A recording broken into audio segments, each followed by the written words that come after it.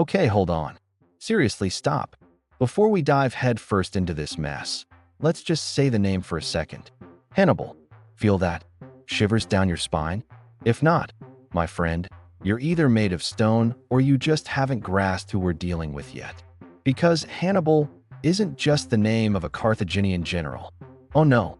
For ancient Rome, for nearly 2 decades, it was a living nightmare marching across their land. He was the very boogeyman used to scare disobedient Roman children. If you don't behave, Hannibal will come. And damn it, he did come. And when he came, the grown men in the Senate clutched their heads, and legions, considered invincible, fertilized the Italian soil. Hannibal ad portas. Hannibal is at the gates. This cry of terror echoed in the hearts of the Romans, and it wasn't just a figure of speech. He truly stood at their gates, breathing down their necks, and it seemed just a little more and the eternal city would fall. But let's take it step by step. I'm already galloping ahead like Numidian cavalry. To understand the full weight, the tragedy, and the epic scale of this story, we need to dig a little deeper, to the very roots of the animosity between the two Mediterranean titans, Rome and Carthage. Imagine this: 2 city-states, 2 predators sharing one, albeit large, sandbox. Rome, back then a young, brash, sharp-toothed wolf pup, having just consolidated its power over all of Italy and casting a greedy eye on Sicily.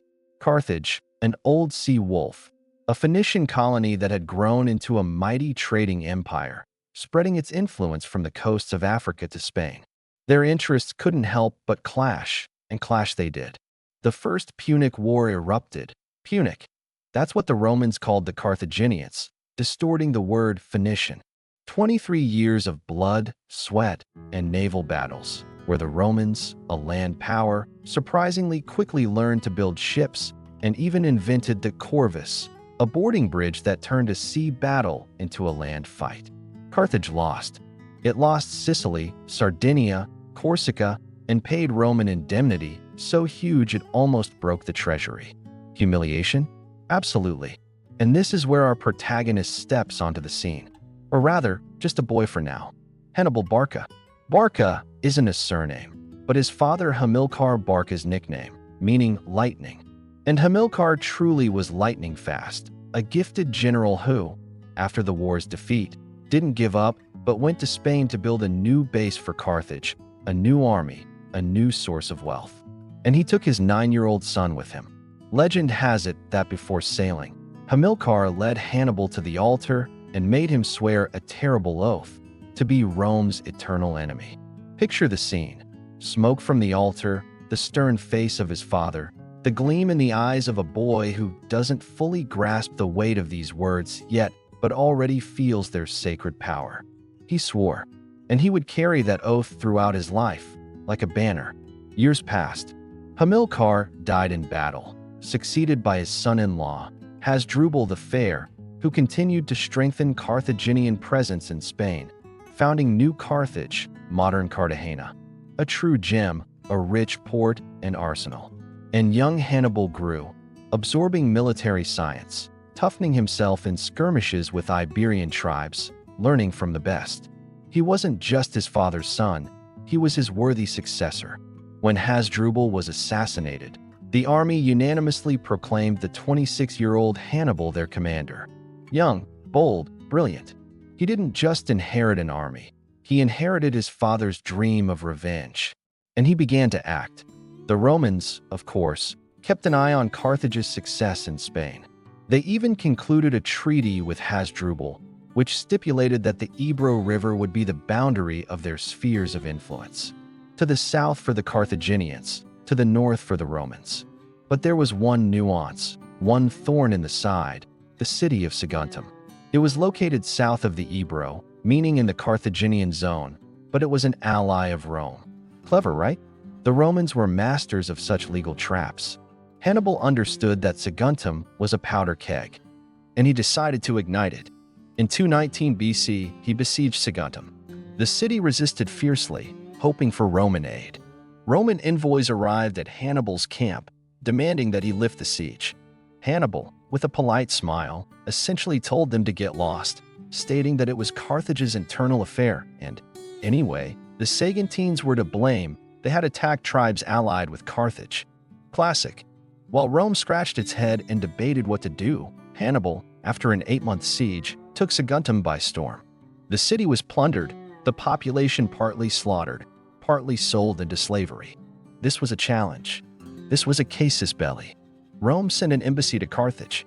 The head of the delegation, Quintus Fabius Maximus, remember that name, he'll play his part later, according to legend, upon entering the Carthaginian Senate, gathered a fold in his toga and said, "Here I bring you war and peace. Choose." The Carthaginians, proud and still smarting from the First Punic War's humiliation, replied, "Choose yourself." Fabius unfolded his toga, "Then I give you war." And war came. The Second Punic War. The most terrible, the most dramatic, the most epic of all wars Rome ever fought. A war that brought the Republic to the brink of destruction. A war that revealed Hannibal's military genius in all its glory to the world. The Romans were confident. They had a powerful army, control of the sea, allies in Italy. The plan was simple. One consul with an army would land in Africa and strike Carthage in its territory. The other would go to Spain to deal with Hannibal there. Logical? Absolutely. But they failed to account for one thing. They failed to account for Hannibal. He wasn't going to wait for the Romans to come to him. He decided to go to them. And not just go, but strike where they least expected him. In the very heart of Italy. But how? The sea was controlled by the Roman fleet. Only land remained. And that meant through Spain, through Gaul, modern France, and over the Alps. The Alps. Can you imagine what that means? Even today, with modern equipment, it's a serious challenge. And back then, with an army of tens of thousands, cavalry, baggage trains, and, mind you, were elephants. It was pure madness. No one had ever done anything like it. It was unthinkable. But for Hannibal, the unthinkable didn't exist. He assembled an army, about 90,000 infantry, 12,000 cavalry, and 37 elephants. And he set off. Spring of 218 BC. The Great March began, and the world held its breath, not yet knowing that this march would change it forever. This was just the beginning of a legend written in blood and iron, despair and incredible resilience. A legend about a man who defied the most powerful state of his time and almost won. Almost. But that almost stretched into 17 long years of terror for Rome. 17 years when the name Hannibal was synonymous with death and destruction. And now, here we stand on the threshold of this monumental undertaking, and the cold alpine wind is already beginning to howl, foretelling the storm. Hold on tight. It's only going to get more intense. He hadn't even crossed the Pyrenees yet, and the tension was already so high you could feel the sparks. The Romans, naturally, learned of his plans, but somehow, with typical Roman overconfidence, they shrugged it off. Like, by the time he hobbles over the mountains, we'll have sorted things out in Spain and landed troops in Africa.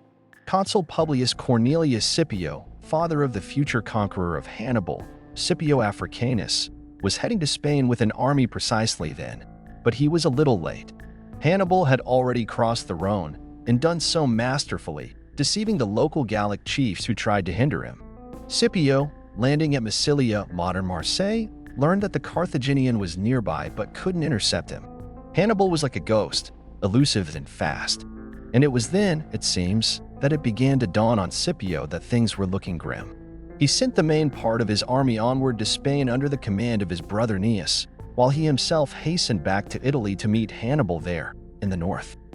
When he descended from the Alps, if he descended, because crossing the Alps is a whole other story, or rather, a tragic ballad. The Romans, of course, were no pushovers, and their initial plan to land in Spain and Africa was perfectly sound. They simply couldn't imagine that anyone in their right mind would attempt to drag a massive army over the Alps. It would be like trying to airlift a tank division over Mount Everest using hot air balloons today. Consul Publius Cornelius Scipio, the very one who was supposed to meet Hannibal in Spain, arrived a little late at the mouth of the Rhone, only to discover that the cunning Carthaginian was already somewhere ahead, racing towards the Alpine passes. Scipio was an experienced soldier, and he understood. This guy wasn't joking. leaving part of his forces under the command of his brother Gnaeus Cornelius Scipio with orders to continue on to Spain, to cut off Hannibal's supply lines and reinforcements. A shrewd move, it must be admitted. Publius himself raced back by sea to northern Italy, to Cisalpine Gaul, to gather legions there and meet the unwelcome guest at the foot of the mountains. He calculated that if Hannibal even made it out of that icy hell, his army would be so exhausted that it would be easy prey. Logical? More than. But Hannibal wasn't about logic. He was about audacity bordering on madness and brilliant calculation. So, imagine, late September, early October of 218 BC, Hannibal approaches the foothills of the Alps. Before him, a wall of rock, ice, and snow stretching into the sky. His warriors, Iberians, Libyans, Numidians, men of the south, accustomed to sun and warmth. For them, these mountains were a strange, hostile world. Horror and doubt were etched on their faces. And Hannibal himself, though he didn't show it, surely felt a chill run down his spine. But there was no turning back. He delivered one of his famous speeches to the army, the essence of which was that beyond these mountains lay rich Italy, glory, and plunder, while behind them was only death or slavery. And they went. This wasn't just a climb, it was a battle against nature, a battle against hostile mountain tribes, a battle against their own despair. The paths were narrow and icy. Horses and elephants slipped, plunging into ravines. People froze, perished under avalanches and rockfalls. The local Allobrogian Gauls, and then other Highlanders, constantly set ambushes, showered the Carthaginians with stones from above, attacked the stretched-out columns. Hannibal personally led reconnaissance, chose routes, supervised the building of bridges and clearing of debris. He was everywhere, sometimes at the head of the vanguard, sometimes in the rear guard, repelling attacks. Once, as the army passed through a narrow gorge, the Highlanders unleashed huge boulders upon them. The losses were tremendous, but Hannibal didn't waver. He understood that any delay, any panic, meant death for the entire army. The elephants. Oh, those poor elephants. They suffered the most. They already struggled to move through the mountains, and then there was the cold, lack of fodder, slippery paths. Many of them perished, but those that survived, just by their appearance, struck terror into the Highlanders who had never before seen such gigantic animals. Polybius, a Greek historian who wrote his history several decades after these events but relied on eyewitness accounts, including those of Hannibal's companions, describes this crossing with chilling detail. He recounts how soldiers, exhausted and frozen, lost heart, how Hannibal found words to encourage them, pointing to the fertile valleys of Italy visible in the distance. "You are climbing not only the walls of Italy but the walls of Rome," he would say. For 9 days, they scrambled upwards, towards the passes. The weather grew worse. It started snowing, even though it was still autumn. At the pass, the army halted for 2 days to recover somewhat and wait for stragglers. The scene must have been grim. Exhausted, frost-bitten people, emaciated animals, only snow and bare rocks around them. Many wept, cursing the day they had set out on this march. But Hannibal once again found a way to inspire them. He pointed east, where in clear weather one could make out the contours of the Po Valley, and said that the main trial was behind them, that they were already in Italy. The descent proved no less difficult than the ascent. The paths were even steeper and icier. People had to literally slide down, clutching at anything they could. Once, a huge rockfall blocked the path, impossible to bypass. Hannibal had to use his ingenuity. At his command, the soldiers built a huge fire on the rock face, and when the stone was red hot, they poured vinegar, or, according to another version, wine, vinegar was scarce, on it. The sudden temperature change cracked the rock, and they managed to break it up, clearing a passage. Modern historians and engineers debate how realistic this is, but the legend is compelling. 15 days. 15 days of hell. When Hannibal's army finally descended into the Po River Valley, it was a pitiable sight. Of the 90,000 infantry, 12,000 cavalry, and 37 elephants that left Spain, according to various estimates, between 20,000 and 26,000 infantry, about 6,000 cavalry. and only a few elephants made it to Italy. The losses were colossal, more than half the army. The men were exhausted, frostbitten, many were sick. Any other general in Hannibal's place would probably have concluded the mission was a failure and tried to retreat. But not Hannibal. He had achieved his first objective. He was in Italy, behind enemy lines, and he was ready to fight. The Romans, in the person of Consul Scipio, were already waiting for him. They were confident that the remnants of the Carthaginian army were easy prey. They didn't yet know the devilish tenacity and genius they were about to face. The crossing of the Alps became a legend. It demonstrated Hannibal's incredible will, leadership qualities, and strategic genius. It showed that nothing was impossible for this man. And this was just the beginning of his Italian campaign, which would plunge Rome into terror and despair for many years. The sheer fact that he did it was already a victory, a psychological one. He showed Rome that he could strike where they least expected it. It was like someone breaking into your house not through the door or window, but by digging a tunnel under the foundation and popping up in the middle of the living room. Shock and awe. And now, standing on Italian soil, looking at his battered but unbroken warriors, Hannibal must surely have recalled the oath he had sworn to his father. He was here. He was ready to seek vengeance. And Rome had to answer for everything. Northern Italy, the Po Valley, was primarily inhabited by Gallic tribes, the Incibres, the boy, who had only recently been subjugated by Rome and harbored resentment towards it. Hannibal counted on their support, and he was not mistaken. As soon as word of his arrival spread through the region, the Gauls began flocking to his banners, seeing him as a liberator from the Roman yoke. His army quickly began to be replenished with fresh troops. This was the first unpleasant surprise for the Romans.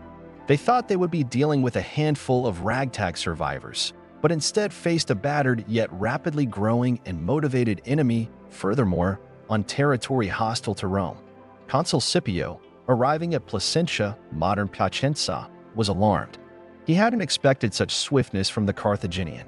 But Roman pride and confidence in the superiority of their legions didn't allow him to delay. He moved his army to meet Hannibal. The first engagement was about to happen. And it did happen quite unexpectedly for both sides. It was more of a clash between scouting parties, but it escalated into a full-scale fight. This occurred near the Ticinus River, a tributary of the Po. So Hannibal descended from the Alps, battered but not broken, and his army, like a phoenix from the ashes, quickly began to recover, bolstered by the Gauls who had joined him.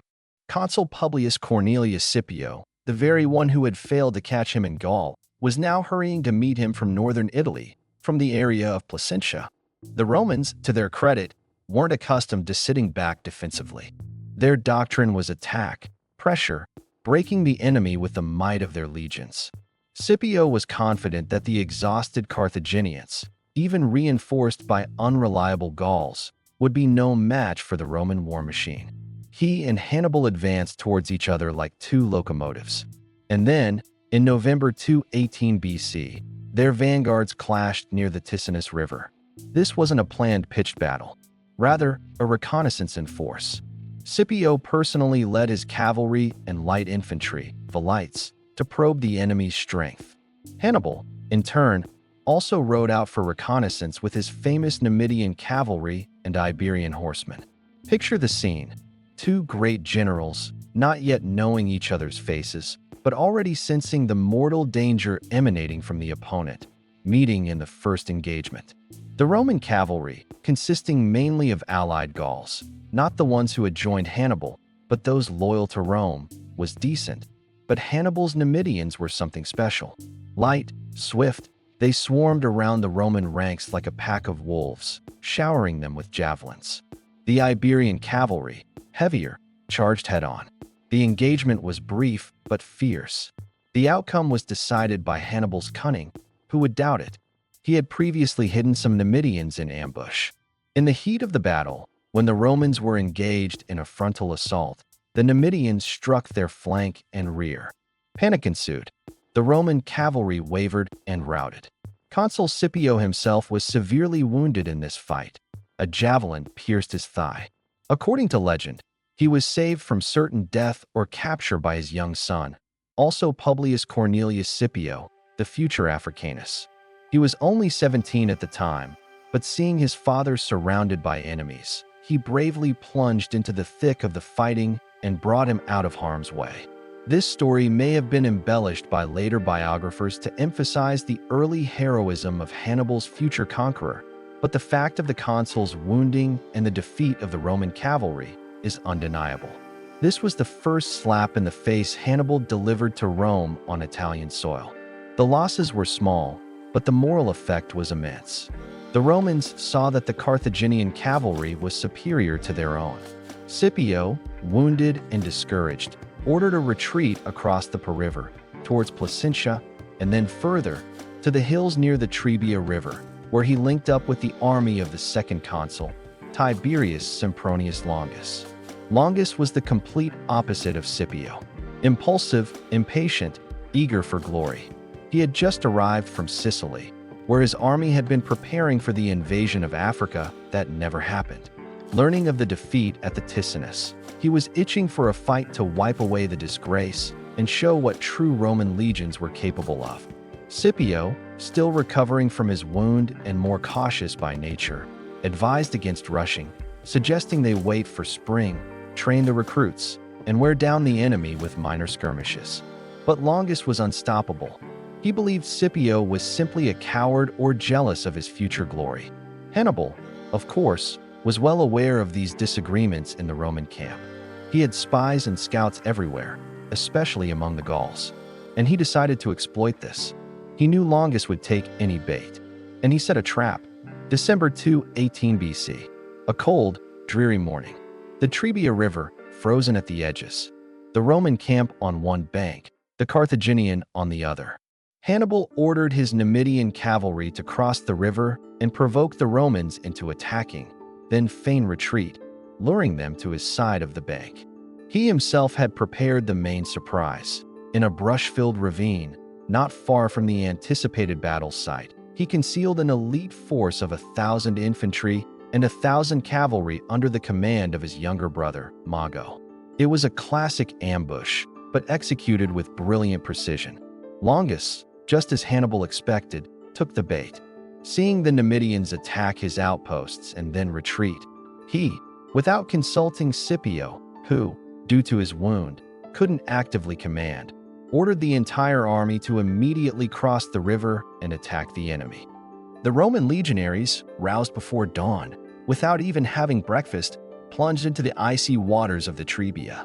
They were soaked to the bone, frozen, their clothes and armor heavy. When they emerged on the other bank, Hannibal's army, already formed in battle order, was waiting for them. The Carthaginians, by contrast, were well-fed, warmed by fires, their weapons in perfect order. Hannibal positioned his troops very skillfully. In the center, he placed his infantry, Iberians, Libyans, and Gauls. On the flanks, powerful cavalry and war elephants, the few who had survived the Alps still inspired terror. The Romans, despite the unfavorable conditions, fought with their characteristic stubbornness. Their heavy infantry began to push back the Carthaginian center. It seemed a little more and they would break through the line. But then Hannibal brought his trump cards into play.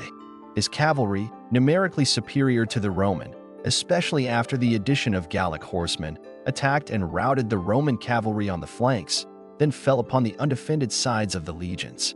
The elephants, though few in number, created confusion in the Roman ranks, particularly among the allied contingents.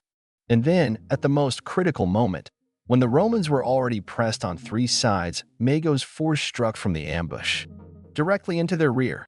This was the end. The Roman army was in a trap. A slaughter began. Only about 10,000 legionaries, mainly from the center who had managed to break through the Carthaginian first line, were able to break through the enemy ranks in an organized manner and retreat to Placentia. The rest were either killed, captured, or drowned in the Trebia while attempting to flee. Roman losses were catastrophic, between 20,000 and 30,000 men. Hannibal lost significantly fewer, mostly among his Gallic allies. The Battle of the Trebia was Hannibal's second major victory in Italy. It showed that he was not only a master of audacious maneuvers, but also a brilliant tactician capable of outplaying the Romans on their own ground. In Rome, shock and despair reigned. 2 battles, 2 defeats, 2 consuls defeated, northern Italy lost. Gauls were defecting to the enemy en masse. Hannibal is at the gates. The phrase wasn't spoken yet, but its chilling breath was already felt. The Senate frantically sought a way out. New consuls were elected for the following year, 217 BC, Gnaeus Servilius Geminus and Gaius Flaminius. The latter was popular with the people but disliked by the aristocratic senators for his democratic reforms. He was a decisive man, but, as it turned out, too overconfident and not very skilled in military matters. Hannibal, having wintered in Cisalpine Gaul and further strengthening his army with Gauls, prepared for a new thrust, south, into the very heart of Italy, into Etruria. To get there, he once again had to accomplish something extraordinary, a crossing of the Apennines in the swamps of the Arno River. This crossing, though not as epic as the Alpine one, was no less agonizing. For 4 days and 3 nights, the army marched waist-deep in water, through fens and swamps. The men suffered from sleeplessness. There was nowhere to sleep except on the corpses of fallen animals, illness, insect bites. Hannibal himself, riding on the only remaining elephant to be above the water, contracted a severe eye infection and consequently went blind in one eye. But he led his army through again, once more surprising the Romans by appearing where he wasn't expected.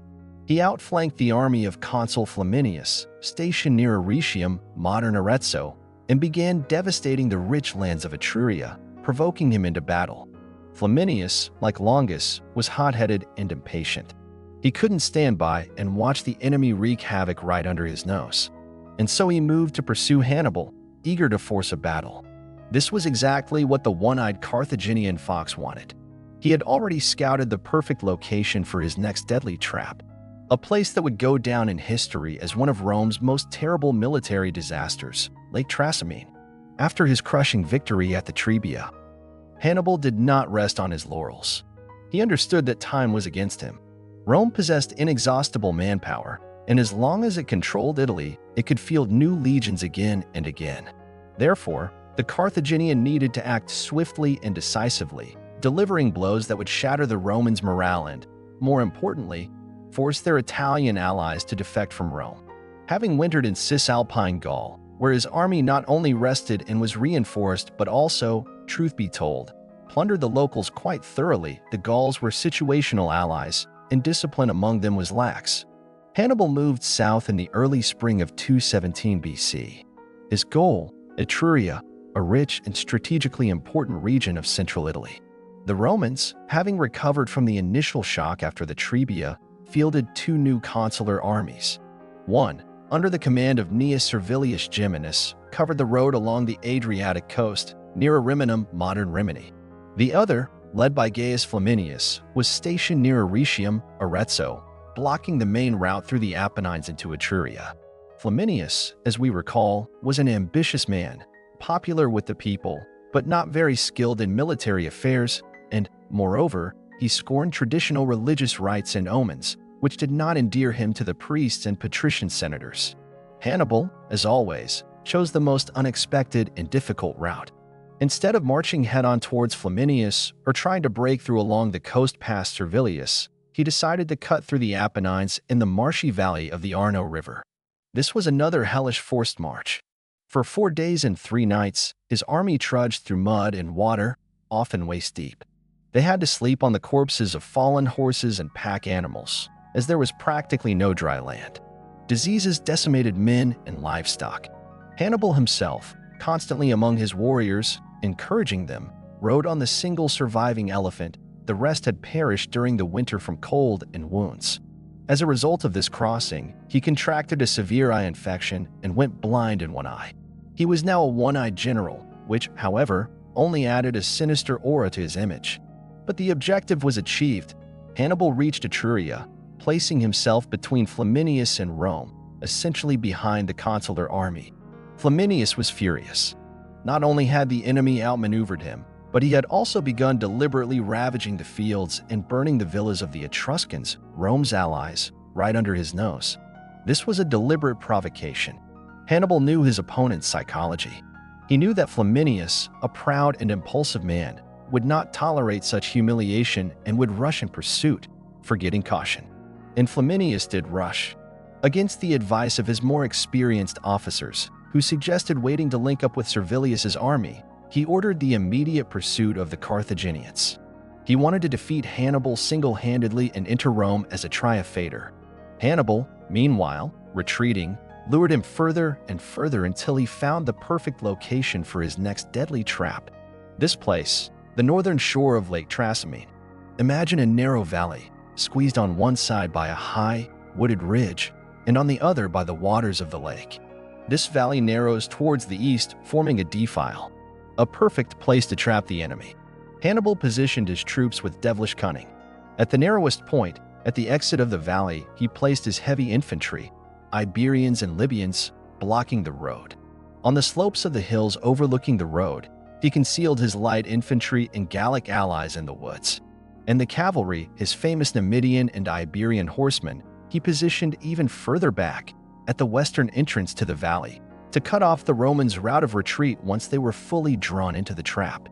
On the evening of June 20th, 217 BC, or according to other sources, the 21st, or even the 23rd, dating in antiquity is always tricky, Hannibal set up his camp on a hill visible from a distance, so that Flaminius would know exactly where to look for him. Meanwhile, he spent the entire night positioning his warriors. Early the next morning, under the cover of thick mist, which is common in that area, Flaminius's army, without proper reconnaissance, another fatal mistake, entered the valley. The Romans marched in a long, stretched-out column, confident that the enemy was somewhere ahead, by their camp. They could see nothing around them because of the fog that thickly enveloped the low ground, while on the hills, where the Carthaginians were hidden, it was already sunny and clear. Hannibal waited.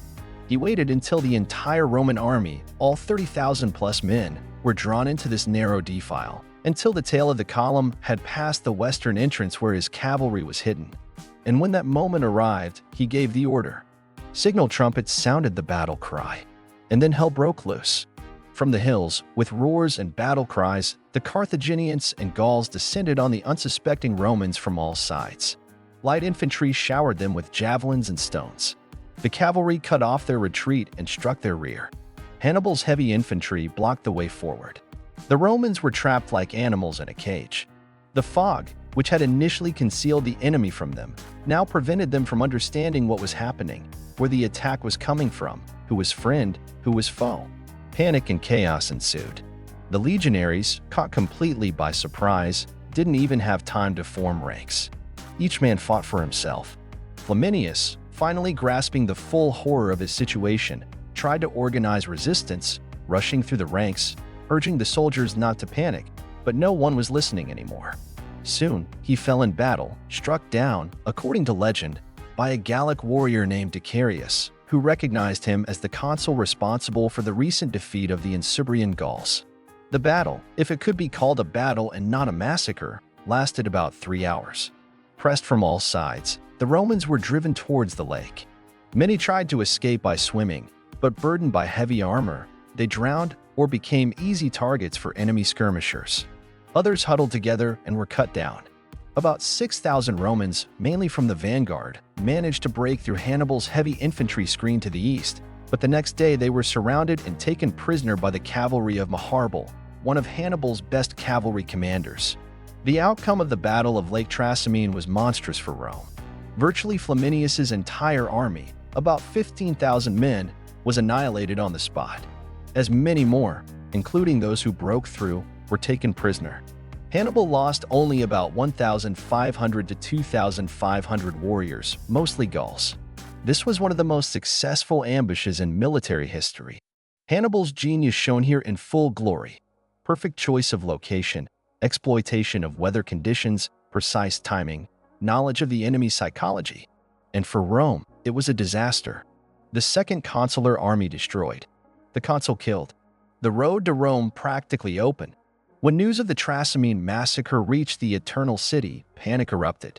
The praetor Pomponius Matho, stepping onto the forum, uttered only one phrase that became famous: "We have been defeated in a great battle, pugna magna victi sumus."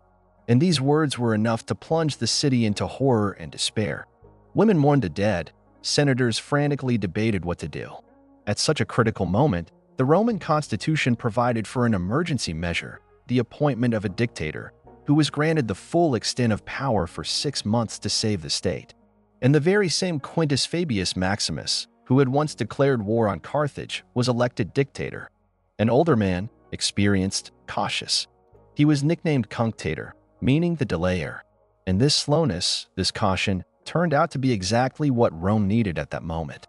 Fabius understood that in open battle with Hannibal, the Romans had nothing to gain for now. The Carthaginian was too skilled, his army too experienced. Fabius, therefore, adopted a different tactic, a war of attrition. He avoided pitched battles but constantly shadowed Hannibal's army like a ghost, attacking his foragers, cutting off his supply lines, harassing him with minor skirmishes, wearing down the enemy. This tactic, later known as the Fabian strategy, initially caused irritation and incomprehension among the Romans, who craved revenge. They accused him of cowardice, of indecisiveness. But Fabius stubbornly stuck to his plan. He bought time, allowing Rome to recover and gather new forces, while giving Hannibal no peace, preventing him from establishing a lasting foothold anywhere. Meanwhile, after Trasimene, Hannibal did not march on Rome. Why? Historians debate this to this day. Perhaps he lacked siege equipment. Perhaps he understood that even if he took the city, he could not hold it. His main goal was to fracture the Italian Confederation to win over Rome's allies. Therefore, he moved further south through Umbria and Picenum into Apulia and Samnium, laying waste to everything in his path, while releasing prisoners from the Italian allies, telling them that he was fighting not against them, but against Rome, their oppressor. This was a cunning propaganda war. However, most Italian communities, despite temptations and threats, remained loyal to Rome. The Roman system of alliances, built on a combination of strength and certain rights and privileges for its allies, proved surprisingly resilient. The summer of 217 BC passed in these maneuvers.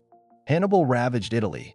Fabius followed closely on his heels, refusing to give him a decisive battle. On one occasion, Fabius almost managed to trap Hannibal in a narrow valley in Campania, but the Carthaginian trickster found a way out once again. At night, he tied bundles of brushwood to the horns of several thousand oxen, set them alight, and drove the herd towards the hills where the Roman pickets were stationed.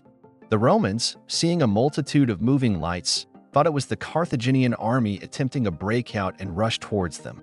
Meanwhile, Hannibal calmly led his army out of the trap along a different, unguarded road. Fabius was furious but could do nothing. By the end of Fabius's 6-month term as dictator, discontent with his tactics in Rome reached its peak. His successors elected as consuls for 216 BC were Gaius Terentius Varro, a man of the people, hot-headed and ambitious, and Lucius Aemilius Paulus, a patrician, more experienced and cautious, but forced to reckon with his colleagues' opinion. Rome craved revenge. A massive army was assembled, estimated at between 70,000 and 86,000 men. The largest army Rome had ever put into the field. The goal was singular: find Hannibal and destroy him. And they found him, near the town of Cannae, in Apulia, southeastern Italy.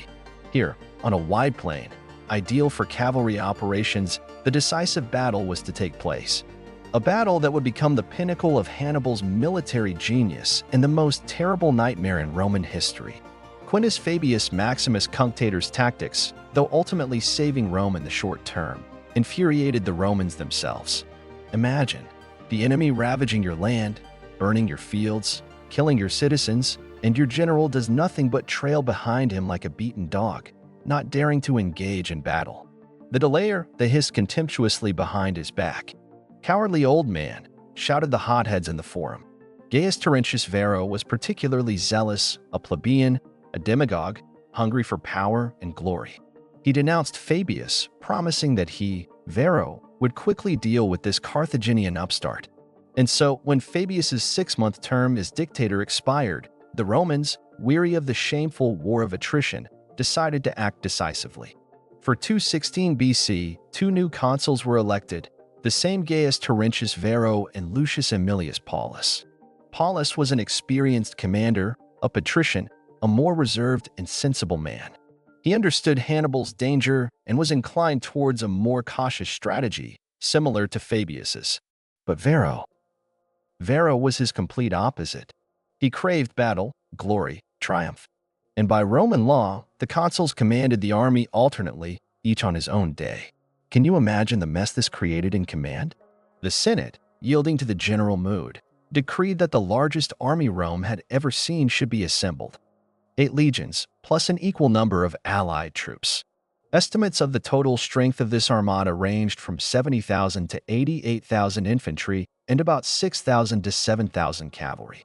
This was a colossal force, almost twice the size of Hannibal's army, which numbered around 40,000 infantry, Iberians, Libyans, Gauls, and about 10,000 of his magnificent cavalry, Numidians, Iberians, Gauls. With such a force, the Romans thought they could surely crush the Carthaginian like a bug. In the summer of 216 BC, this enormous Roman army marched south into Apulia, where Hannibal was located.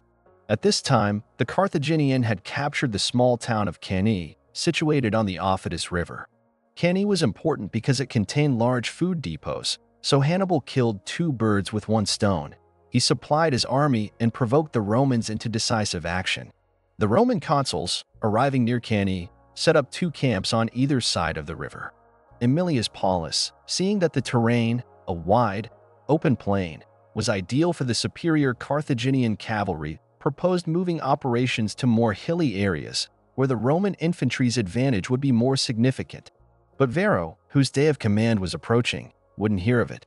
He saw the enemy before him, saw the numerical superiority of his army, and craved only one thing: a rout. Hannibal, for his part, understood perfectly that a better opportunity might not present itself. Yes, the Romans were more numerous, but his soldiers were more experienced, his cavalry stronger, and most importantly, he knew how to exploit the enemy's weaknesses.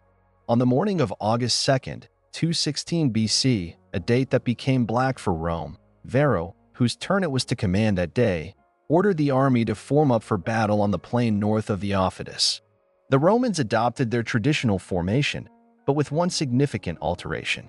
Ordinarily, the legions were drawn up in 3 lines: hastati, principes, triarii, with the maniples, the basic tactical units, arranged in a quincunx pattern, allowing the rear lines to advance through the gaps. But Varro, aiming to fully exploit his numerical superiority in infantry and break the Carthaginian center with a massed assault, ordered the maniples to be formed much deeper and more densely than usual. In essence, this was a massive, dense phalanx, designed for a crushing battering ram effect. The Roman cavalry, the weaker arm, was divided into 2 wings. On the right flank, by the river, stood the Roman cavalry under the command of Aemilius Paulus. On the left, on the open plain, was the allied cavalry under Varro. Hannibal drew up his army opposite, using the Audacious River to secure his right flank. He understood that his infantry could not withstand a frontal assault from such a mass of Romans. Therefore, he employed one of the most brilliant tactical stratagems in the history of warfare. In the center, he placed his least reliable infantry, the Gauls and Iberians, and drew them up not in a straight line, but in a crescent shape, curved forward, facing the Romans. This was a bait. On the flanks of this crescent, slightly to the rear, he positioned his best infantry, battle-hardened African veterans, Libyans, armed with captured Roman weapons and formed in deep columns. On his left flank, opposite Aemilius Paulus's Roman cavalry, Hannibal concentrated his heavy Iberian and Gallic cavalry under the command of Hasdrubal, not to be confused with Hannibal's brother who fought in Spain. This was his main striking force. On the right flank, opposite Varro's allied cavalry, he placed his famous light Numidian cavalry under the command of Hannibal, whose task was to tie down the enemy and prevent them from attacking the flank of the Carthaginian infantry. The battle began with the traditional skirmish of light troops, slingers, javelin throwers. Then the Roman infantry advanced to the attack. A massive, unstoppable force of legionaries crashed into the center of the Carthaginian line, on this salient crescent of Gauls and Iberians. Under the terrible pressure, the Gauls and Iberians began slowly retreating, as Hannibal had intended. The crescent began to give way inwards, turning into a concave arc. The Romans, seeing the enemy retreating, became emboldened and were drawn deeper and deeper into the developing pocket, compacting their ranks and losing maneuverability. They thought victory was near, that the Carthaginian cinder was about to break. Meanwhile, cavalry engagements flared up on the flanks. On Hannibal's left flank, his heavy cavalry under Hasdrubal rapidly attacked and literally swept away Aemilius Paulus's Roman cavalry. Paulus himself was wounded but continued fighting on foot. Having routed the Roman horsemen, Hasdrubal did not pursue the fugitives but performed a brilliant maneuver. He rode around behind the entire Roman army and struck Varro's allied cavalry, which was currently engaged in a fierce fight with Maharbal's Numidians.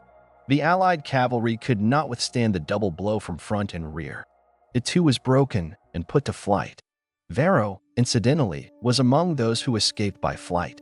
Now all the Carthaginian cavalry, both heavy and Numidian, was free, and Hasdrubal, leaving the Numidians to pursue the remnants of the enemy cavalry, led his heavy horsemen to the rear of the Roman infantry, which was still pressing the Carthaginian center, unaware of what was happening on the flanks. And this is where the trap closed. The Roman infantry, having penetrated deeply into the Carthaginian center, found itself surrounded on all sides. From the front, the Gauls and Iberians continued to press, now holding their ground instead of retreating. From the flanks, like two steel jaws, the columns of Hannibal's African infantry fell upon them, which until this moment had stood immobile. And from the rear, Hasdrubal's cavalry struck. The Roman army was caught in a cauldron, in a dense, huddled mass where it was impossible to maneuver or use weapons. What historians call the slaughter began. The Carthaginians methodically, rank by rank, annihilated the encircled Romans. It was a massacre. Soldiers in the rear ranks of the Roman formation couldn't even see the enemy. They simply perished under the pressure of their own comrades and blows arriving from nowhere. Aemilius Paulus, wounded, refused to leave the field and died fighting to the end. Along with him fell dozens of senators, former consuls, military tribunes, the flower of the Roman aristocracy. The Roman losses were monstrous, unprecedented. Estimates vary, but between 50,000 and 70,000 men were killed. Around 10,000 to 15,000 were taken prisoner. Few managed to escape, including Varro, who, strangely enough, was not condemned in Rome, but even thanked for not despairing of the state's safety. Hannibal lost around 6,000 to 8,000 soldiers, mainly Gauls and Iberians, who bore the brunt of the initial assault. The Battle of Cannae is a textbook example of tactical genius. The double envelopment of the flanks, luring the enemy into a trap, the perfect coordination of infantry and cavalry. Hannibal achieved his most brilliant victory. Rome suffered the most terrible defeat in its history. After Cannae, it seemed that Rome's ended calm. Hannibal at the gates. This was no longer just a figure of speech. The road to Rome was open. Maharbal, the commander of the Numidian cavalry, is said to have told Hannibal, "Let me go ahead with the cavalry, and in 5 days you will be feasting on the capital. You know how to win victories, Hannibal, but you do not know how to make use of them." But Hannibal did not march on Rome. Why? This is one of history's greatest mysteries. Perhaps he truly lacked siege equipment and did not want to get bogged down in a long siege. Perhaps he still hoped that after such a rout, the Italian allies would massively defect from Rome and the Republic would collapse on its own. Or perhaps he simply did not believe he could take such a large and well-fortified city as Rome, even weakened. Whatever the case, he missed his chance. Instead of marching on Rome, he sent envoys to the Eternal City with an offer of peace and prisoner ransom. But Rome, even on the brink of collapse, showed incredible resilience. The Senate, despite panic and despair, refused to negotiate with an enemy on Italian soil. They refused to ransom prisoners. New levies were declared for the army. Even teenagers and slaves were enlisted in the legions. Rome decided to fight to the end. And this decision, taken in its darkest hour, ultimately saved the Republic. Cannae marked the peak of Hannibal's successes, but simultaneously it was the beginning of his slow decline in Italy. He won all the battles, but began to lose the war. Cannae, that single word sent shivers down the spines of Romans for generations. It wasn't just a battle, it was a national trauma, a scar on the heart of the Republic that did not heal for decades. Imagine the scale of the disaster. Out of an army of nearly 80,000, barely a tenth survived. Consul Lucius Aemilius Paulus perished, as did 2 former consuls, 2 quaestors, 29 military tribunes out of 48, and 80 senators or those entitled to sit in the Senate. This was not just a loss of soldiers, it was a loss of the elite, of administrators, of commanders. Unspeakable terror reigned in Rome. The city was filled with weeping and funeral rites. The Senate even banned public mourning for longer than 30 days to maintain some semblance of order and prevent complete demoralization of the populace.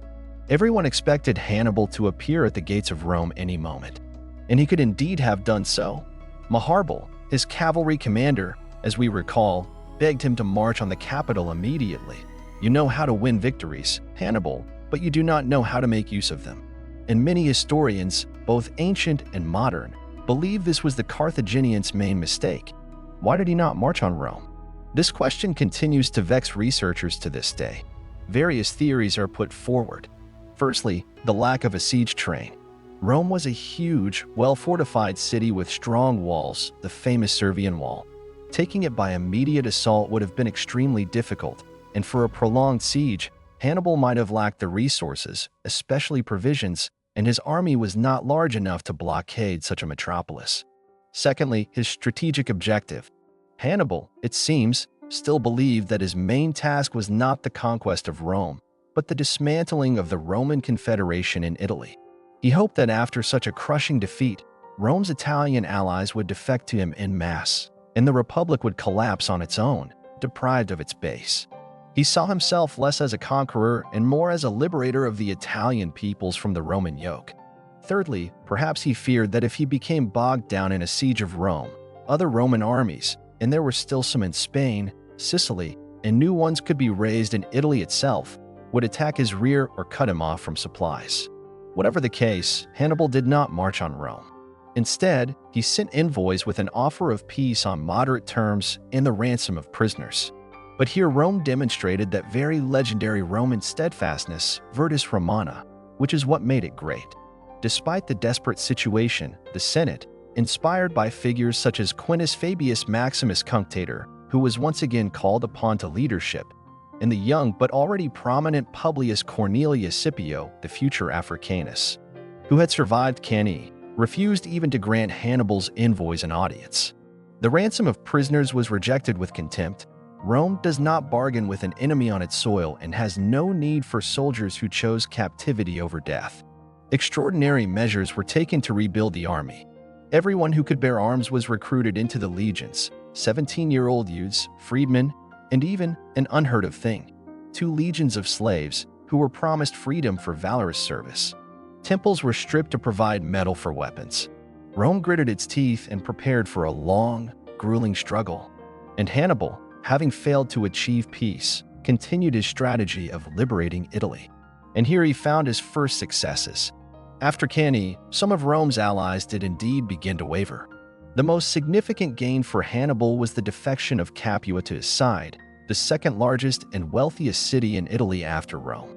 This was a serious blow to the Republic's prestige and resources. Many cities in Apulia, Lucania, Bruttium, and part of the Samnites also joined him. It seemed his plan was beginning to work. But the key, most powerful, and Romanized allies of Rome in central Italy, Latins, Etruscans, Umbrians, remained loyal. The Roman system of alliances, though it cracked, held firm. Hannibal quartered his army for the winter in Capua, winter 216 to 215 BC. And here, according to some ancient authors, Livy, for instance, another turning point occurred. The luxurious and relaxed life in Capua supposedly corrupted his battle-hardened veterans. Wine, women, and idleness, all this supposedly undermined their fighting spirit and discipline. The winter quarters at Capua became synonymous with the corrupting influence of luxury on an army. Modern historians, however, are skeptical of this version. More likely, the issue is not so much corruption as the fact that Hannibal's army, constantly on the march and in battle, simply needed rest. Furthermore, after Cannae, the initiative gradually began to shift to the Romans. They had learned a bitter lesson and returned to Fabius Cunctator's tactics, avoiding pitched battles with Hannibal, but waging a war of attrition against him, harassing his supply lines, besieging cities that had gone over to him, giving him no peace day or night. Rome now fought not with one large army, but with several, operating in different theaters of war. One such general, who successfully employed the Fabian tactics, was Marcus Claudius Marcellus, nicknamed the Sword of Rome, while Fabius was called the Shield of Rome. Marcellus was an experienced and aggressive commander, but he understood that caution was needed with Hannibal. He engaged the Carthaginians in skirmishes several times, not always successfully, but also avoiding major defeats. Years passed. 215, 214, 213 BC. Hannibal was still in Italy, winning local victories, but the strategic situation for him was worsening. He received no significant reinforcements from Carthage. The Carthaginian Senate, where the peace party had strong positions, feared an excessive strengthening of the Barcid family and was slow to provide aid. His army dwindled in endless minor skirmishes and sieges. Allies who had defected to him demanded protection, and he could not be everywhere at once. The Romans, on the other hand, slowly but surely rebuilt their strength and recaptured cities from him one by one. They had learned how to fight Hannibal. They no longer charged at him headlong. They surrounded him with a network of their armies, denying him freedom of maneuver. Hannibal found himself in the position of a lion trapped in a cage. He was still fearsome. He could still deliver a deadly blow to anyone who came too close, but he could no longer break free and dictate terms. One important theater of war became Sicily. In 215 BC, Rome's old ally, King Hiero II of Syracuse, died. His successor, the young and inexperienced Hieronymus, under the influence of the pro-Carthaginian party, broke the alliance with Rome and defected to Hannibal. This was a serious threat, as Sicily was Rome's most important granary. Rome dispatched an army to Sicily under the command of Marcus Claudius Marcellus. The famous siege of Syracuse began 214 to 212 BC. The city defended itself desperately, and a significant role in this defense was played by the great scientist Archimedes, who, according to legend, built amazing war machines, catapults of immense power, Archimedes' claws, cranes that grabbed and capsized Roman ships, burning mirrors that set fire to the enemy fleet, though historians are highly skeptical about the mirrors. The siege was long and bloody. Ultimately, Syracuse fell due to betrayal. The city was plundered, and Archimedes was killed by a Roman soldier, despite Marcellus's order to spare his life. The fall of Syracuse was a heavy blow to Hannibal, depriving him of a potential base and ally in Sicily. Meanwhile, in Spain, where the Scipio brothers, Publius, father of the future Africanus, and Aeneas, his uncle, had been fighting all this time, Roman affairs met with mixed success. They managed to hold the Carthaginians south of the Ebro River and prevented Hasdrubal Barca, Hannibal's brother, from sending reinforcements to Italy. But in 211 BC, tragedy struck. In two battles, both Roman armies in Spain were routed, and the Scipio brothers perished. It seemed Spain was lost to Rome. But then the young Publius Cornelius Scipio, son and nephew of the fallen generals, entered the scene. He was only 25 years old, but he had already seen combat at Ticinus and Cannae. The Senate, in violation of all tradition, he was too young and did not hold the necessary offices, appointed him commander in Spain with proconsular authority. It was a risky, but as it turned out, brilliant decision. Young Scipio possessed not only courage and charisma, but also an extraordinary military talent, which rivaled that of Hannibal himself. Upon arriving in Spain, Scipio quickly reorganized the demoralized Roman troops, and in 209 BC, he executed a bold and brilliant maneuver. With a swift strike, he captured New Carthage, Carthago Nova, the main base and arsenal of the Carthaginians in Spain. This was a resounding success that dramatically altered the strategic situation on the Iberian Peninsula. In Italy, meanwhile, Hannibal continued his grueling struggle.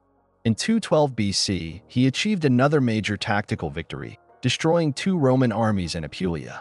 In 211 BC, to divert the Romans from the siege of Capua, he undertook his famous march on Rome. Hannibal at Portus, Hannibal at the gates. This cry truly echoed through the eternal city. He reached the very walls but did not attempt an assault. It was more a demonstration of force, a psychological attack. The Romans, however, did not flinch. They even held an auction for the land on which Hannibal's camp stood, and the prices were normal, as if there were no enemy outside the walls. Hannibal's psychological warfare did not work. Soon, he was forced to withdraw from Rome, having failed to achieve his goal, the lifting of the siege of Capua. And Capua fell. In the same year, 211 BC, the Romans, after a long and grueling siege, took this wealthy and once proud city. The punishment was harsh and exemplary. the nobility executed, the population sold into slavery, the city deprived of self-governance and turned into an ordinary rural district. This was a terrible lesson for all Italian allies who still dared to contemplate defecting to Hannibal. Rome showed that it did not forgive treason. The fall of Capua was a severe blow to the Carthaginian. He was losing his allies, his base in central Italy. His operational space was shrinking. He was still a military genius, capable of defeating any Roman army that dared to engage him in open battle on his terms. But the Romans had learned not to do this. They preferred to hem him in, retake cities, and cut off communications. This was a war of attrition, and in such a war, Rome, with its inexhaustible human and material resources, had a clear advantage. Hannibal was increasingly becoming a king without a kingdom, wandering through southern Italy, desperately trying to hold onto his remaining allies and find a way to turn the tide of the war. He needed reinforcements, he needed new fronts to divert Rome's forces. He placed great hopes on his brother Hasdrubal, who was still fighting in Spain, and on an alliance with Macedonia. King Philip V of Macedonia did indeed conclude an alliance with Hannibal after Cannae, hoping to exploit Rome's weakness to expand his territories in Illyria and Greece. This led to the First Macedonian War, 214 to 205 BC, which, however, was fought rather sluggishly by Rome and its Greek allies, mainly the Aetolian League, and did not have a significant impact on the course of events in Italy. Philip was ultimately unable to provide Hannibal with real assistance. The years stretched on, heavy with blood and sweat. 210, 209, 208 BC. Hannibal, trapped in southern Italy, in Bruttium, still remained undefeated in the field, but was slowly losing the war. He won local victories, such as at Herdonia in 210, where he again routed a Roman army, but these victories could no longer change the overall strategic picture. The Romans, like a hydra, immediately presented two new heads for every one cut off. They recaptured Tarentum 209 BC, an important port that had previously defected to Hannibal. True, Quintus Fabius Maximus the Younger, son of the Cunctator, perished in the process, but the Cunctator himself, who directed the siege, stoically endured this loss, stating that a father should be able to forgive his son's mistakes in the state. A general's. Old Fabius, incidentally, lived to a ripe old age and died in 203 BC, never seeing Rome's final victory, but having done perhaps more for it than anyone else with his wise and cautious tactics during the most difficult years. In 208 BC, Marcus Claudius Marcellus, the sword of Rome, also perished. He fell into an ambush set by Hannibal's Numidian cavalry during a reconnaissance. This was a heavy loss for Rome, but Hannibal, according to tradition, paid military honors to his worthy opponent and sought his burial. Even in the heat of war, he remained a man of honor, at least towards those of equal valor. But the main events that were to decide the outcome of the war were now unfolding far from Italy, in Spain. Young Publius Cornelius Scipio, after the brilliant capture of New Carthage, continued to press the Carthaginian armies. His tactics were innovative for the Romans. He paid immense attention to reconnaissance, mobility, and troop training, used stratagems and unexpected maneuvers, much like his main counterpart, Hannibal. Scipio was not just a talented general. He was a charismatic leader who could inspire his soldiers and even win over the local Iberian tribes, who were weary of Carthaginian rule. In 208 BC, Scipio fought a battle against Hasdrubal Barca, Hannibal's brother, at Becula in southern Spain. It was not a major battle, and Hasdrubal managed an orderly retreat, preserving most of his army. But Scipio achieved his main objective. He prevented Hasdrubal from linking up with the other Carthaginian armies in Spain, under the command of Mago Barca, another of Hannibal's brothers, and Hasdrubal, son of Gisco. However, after Becula, Hasdrubal Barca made it desperate, but from his perspective, the only possible decision. He realized that holding Spain against the increasingly powerful Scipio would be extremely difficult, and he decided to repeat his older brother's feat, to gather all his remaining forces and break through Gaul and the Alps into Italy to join Hannibal. If they succeeded, if the two Barcid armies united on Italian soil, it could prove a mortal blow to Rome. Strangely enough, Scipio did not actively pursue Hasdrubal as he marched north. Perhaps he did not want to stretch his supply lines, or perhaps he was more focused on the complete expulsion of the Carthaginians from Spain. Whatever the reason, Hasdrubal, having assembled an army, including many Celtiberian and Gallic mercenaries, set off on his epic march. His crossing of the Alps, unlike Hannibal's, proved much easier and faster. Firstly, the route was already known. Secondly, many Gallic tribes, previously hostile, now either remained neutral or even joined him, attracted by tales of Hannibal's victories and the prospect of plundering Italy. In the spring of 207 BC, Hasdrubal descended into Cisalpine Gaul, commanding a fresh and quite numerous army, around 30,000 men.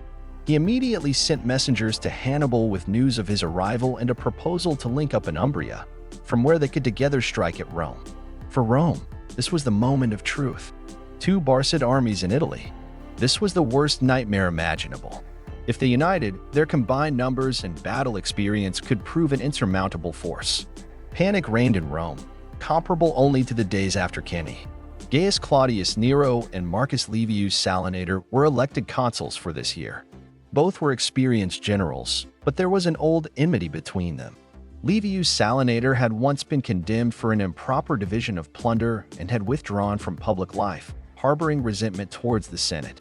Nero was a patrician, a decisive and energetic man. In the face of common danger, they managed to overcome their differences and unite their efforts. Nero was given command of the army in the south against Hannibal. Livius Salinator was given command in the north against Hasdrubal, who was also joined by praetor Lucius Porcius Licinus. And this is where one of those incredible turns of fate occurred that decide the outcome of wars. Hasdrubal's messengers, heading to Hannibal, were intercepted by the Romans. All the brothers' plans fell into Claudius Nero's hands. Nero understood that their junction must be prevented, and he made a daring, almost insane decision, leaving the majority of his army in the south to tie down Hannibal, who knew nothing of the messenger's failure and was still awaiting news from his brother.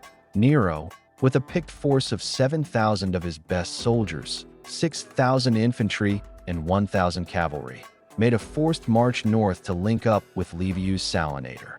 This was an incredible risk. Had Hannibal learned of the weakening of the Roman army in the south, he could easily have routed it.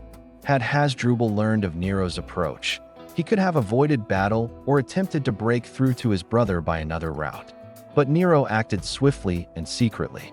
In 7 days, his detachment covered about 400 kilometers, marching day and night. The local population, understanding the importance of the moment, aided him in every way, with provisions, transport, guides. It was a true patriotic surge. Nero linked up with Livius Salinator's army near the town of Sena Gallica, modern Senegalia, not far from the Matoro River, where Hasdrubal was already located. He did this so secretly that Hasdrubal suspected nothing. However, the next morning, when the armies formed up for battle, Hasdrubal's experienced eye noticed that there seemed to be more Romans, and some soldiers had worn shields and exhausted horses, sure signs of a long march. He also heard a double trumpet call signaling the start of the day in the Roman camp, indicating the presence of 2 consuls. Hasdrubal realized that he was facing not one, but 2 consular armies, and that Hannibal had likely either been defeated or deceived.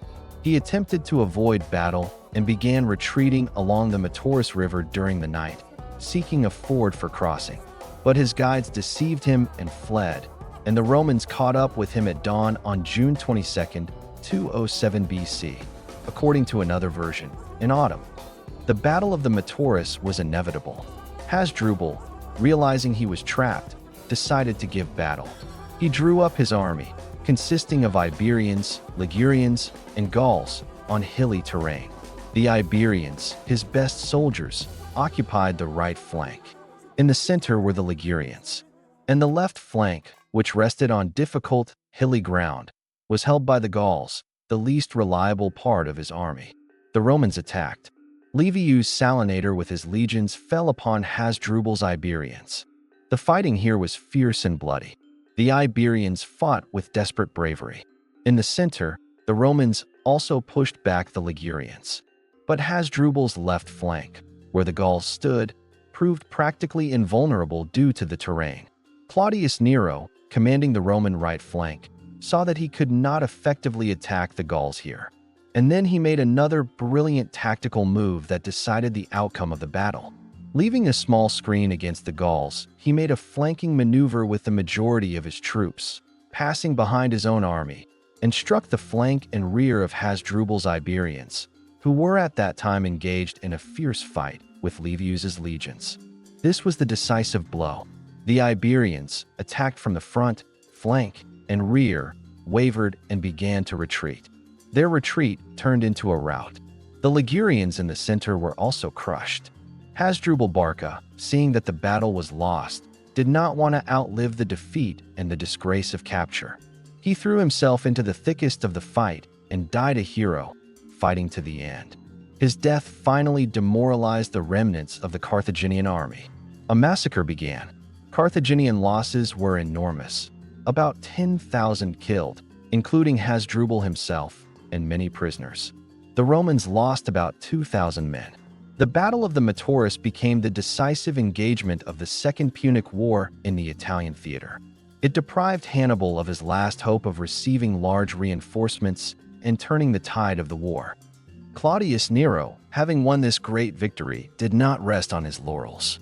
He ordered Hasdrubal's head to be cut off and, returning south with his detachment as swiftly as he had come, rode up to Hannibal's camp and threw his brother's severed head over the palisade. According to another, more dramatic version, Hasdrubal's head was impaled on a spear and displayed before the Carthaginian camp, and the Iberian prisoners were paraded before Hannibal so that he would have no doubt about the outcome of the battle. Hannibal, upon seeing the terrible proof of his brother's death and the collapse of his hopes, is said to have uttered with bitterness, "Now I see the fate of Carthage." This was the blackest day of his life. All his plans, all his titanic efforts, all his sacrifices, all had come to naught. He understood that he could no longer win the war in Italy, but he did not surrender. He continued resistance in southern Italy for 4 more long years, but this was already in agony.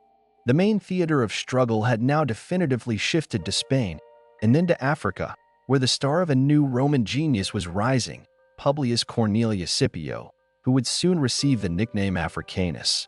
The news of Hasdrubal's defeat at the Metaurus and the gruesome package with his brother's head thrown into his camp were not just a blow to Hannibal, it was a death sentence.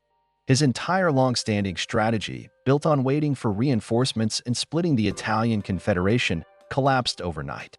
He, who had not known defeat in major pitched battles on Italian soil, lost the war without even participating in its decisive engagement.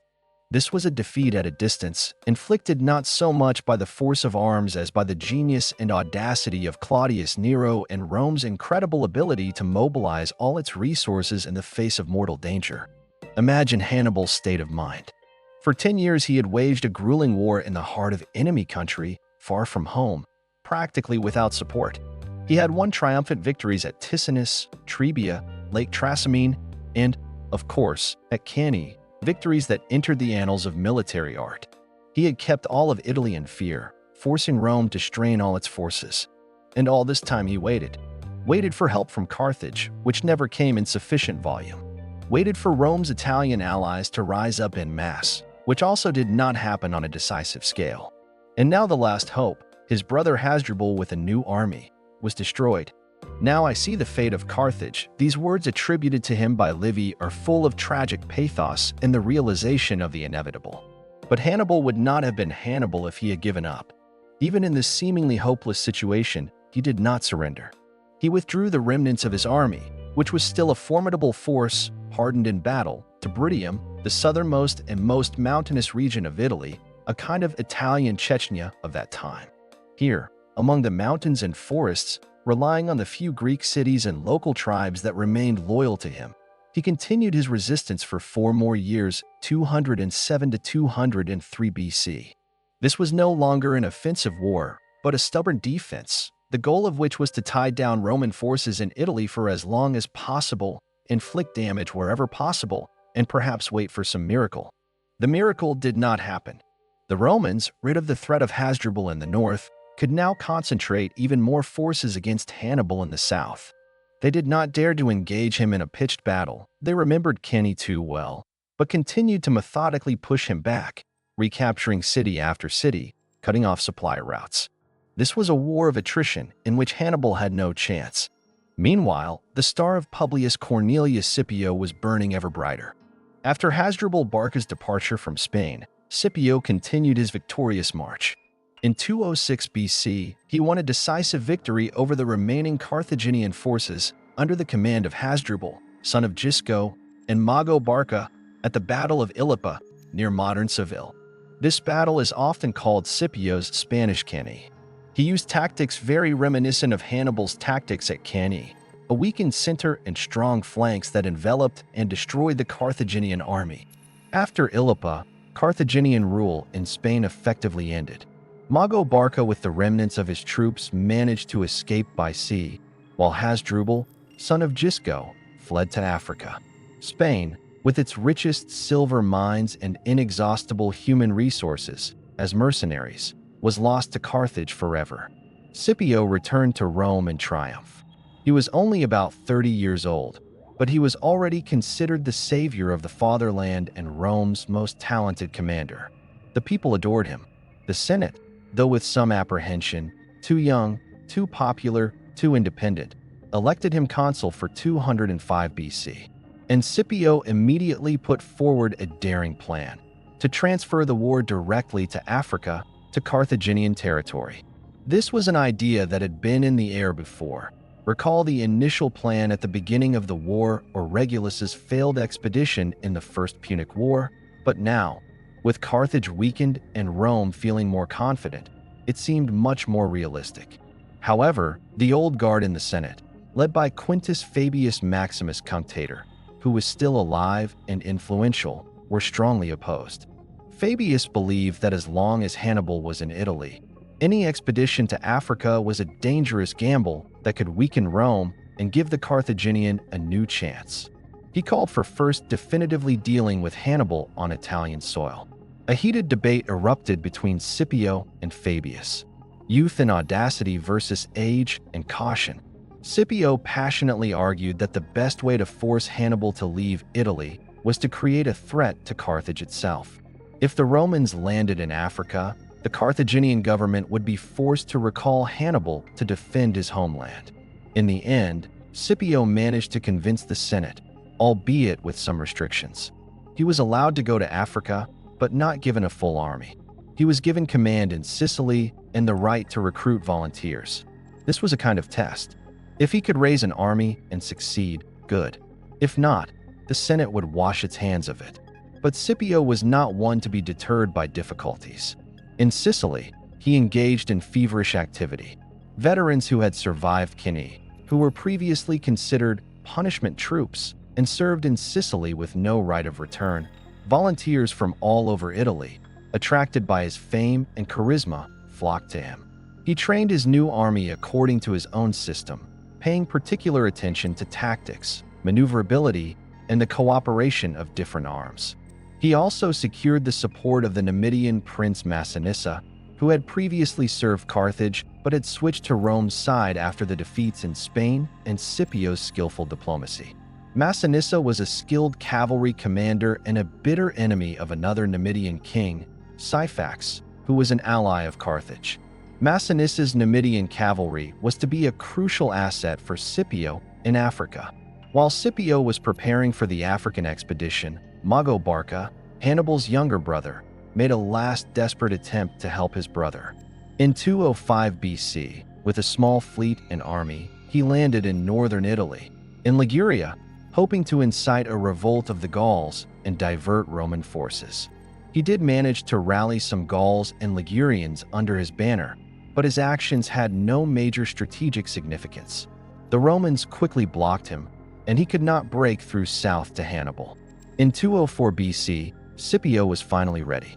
With an army of about 30 to 35,000 men, he sailed from Sicily and landed in Africa, near Utica, a major city north of Carthage. The final, decisive stage of the Second Punic War had begun. Scipio's landing in Africa caused panic in Carthage comparable to that which reigned in Rome after Cannae. The Carthaginians had not expected such a daring move. They did not have a strong land army in Africa itself.